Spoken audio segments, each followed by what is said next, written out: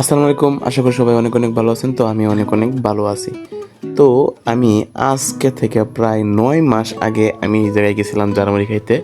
তো এই জায়গাটা হইতেছে মাওনা। তো মাওনা একটা লুহাই বাজার পড়ছে। তো মাওনায় লুহাই বাজারে গেছিলাম। সাধারণত একটা প্ল্যান মাফিকই আমরা গেছিলাম। সাধারণত বাজার সদাই করার জন্য গেছিলাম। আমি এবং আমার যে দাদারা ছিল তাদেরকে নিয়েই গেছিলাম এই জায়গায়। তো এই জায়গায় আমরা একটা জিনিস লক্ষ্য করতে পারলাম যে ওই জায়গায় যে বাজারটা, এই বাজারটার মধ্যে অনেক কিছুই আছে, কিন্তু অনেক কিছুর মধ্যে ঝালমুড়ি যে আছে, এই ঝালমুড়িটা এই জায়গায় মোটামুটি অনেক বিখ্যাত। তো এই জায়গায় ঝালমুড়ি বানানো হয় সাধারণত ডিম যে আছে ওই ডিম দিয়ে। তো আমরা সবাই মিলে বললাম তো আই ওতে আমরা খাই।